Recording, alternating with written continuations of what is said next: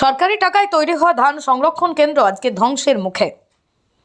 সরকারি খরচ করে কয়েক বছর আগে নির্মাণ করা হয়েছিল চাষিদের কথা মাথায় রেখে আস্ত একটা ভবন, যেটা ছিল ধান সংরক্ষণ কেন্দ্র। কিন্তু সেই নীল সাদা ভবনটি এলাকার ধান সংরক্ষণাগার এখন কার্যত রয়েছে জরাজীর্ণ ভগ্ন দশায় রূপান্তরিত। মুর্শিদাবাদ জেলা বড়ুয়া ব্লক জেলার ধানের শস্য গোলা হিসেবে ধরা হয় এই বড়ুয়াকে। আর চাষিদের কথা মাথায় রেখেই তার হয়েছিল কয়েক বছর আগে 2,41,00,000 টাকা ব্যয়ে নির্মিত হওয়া এই ভবন। আর এই ধান সংরক্ষণাগার তৈরি হলেও জনসাধারণ একদিনের জন্য ব্যবহার করতে পারেননি।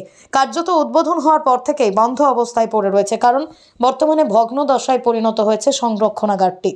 কৃষকদের ধান রাখার জন্য যে মান্ডিগুলা করলো, তথাপি বড়ুয়ায় যে পঞ্চায়েত সমিতি লাগোয়া একটা কৃষক মান্ডি হলো, সেখানে চাষিরা ধান রাখবে।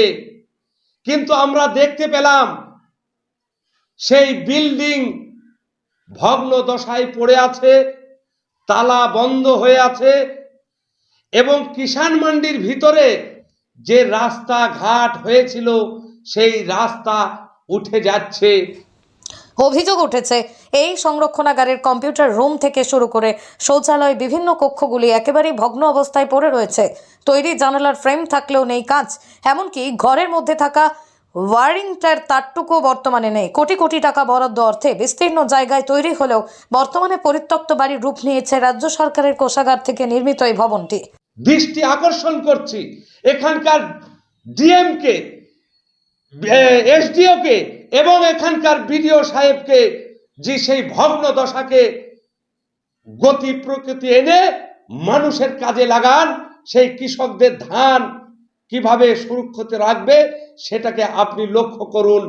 চাষিদের অভিযোগ, কিষাণ মান্ডি তৈরি করা হয়েছিল কৃষকদের ধান রাখার জন্য। চাষিদের ধান রাখার কথা থাকলেও এখন সরকারি ভবন ভগ্ন দশায় পরিণত হয়েছে, এমনকি যে রাস্তা তৈরি করা হয়েছিল সেই রাস্তা উঠে যাচ্ছে। যদিও বড়ুয়া পঞ্চায়েত সমিতির সদস্য মাহে আলম জানান, বিষয়টি আমরা নজরে রেখেছি।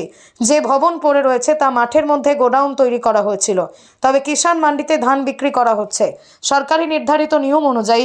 তবে যার অভিযোগ করছে তা সম্পূর্ণ সত্য নয় বলেও পাল্টা দাবি করা হয়েছে পঞ্চায়েত সমিতির পক্ষ থেকে।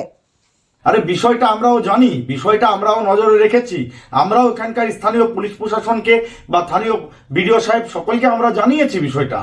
যারা পড়ে রয়েছে, জায়গাটা যেখানে পড়ে রয়েছে সেই জায়গাটা আপনারা একটা মাঠের মধ্যে সেই আপনার যে গোডাউনটা সেখানে তৈরি হয়েছিল, সেখানে আমাদের লোকও থাকে, না থাকা কিছু নেই। সরকারের পক্ষ থেকে দেখভালের জন্য যথেষ্ট স্থানীয় প্রশাসনও থাকে। যিনি বলছেন রাস্তা উঠে গেছে, ওনাকে বলুন, ডেকে নিয়ে আসুন সামনে থেকে। আমি বলতে চাই ওনাকে যে আপনি এসে দেখে যান রাস্তা উঠে গেছে না বাস্তবে কি আছেন। আর কিষাণ মান্ডির কথা বলছেন, সেখানে শয়ে শয়ে কৃষকরা আজকে সরকারি ন্যায্য মূল্যে আজকে সেখানে ধান বিক্রি করছেন। মুর্শিদাবাদ থেকে কৌশিক অধিকারীর রিপোর্ট, লোকাল 18 বাংলা।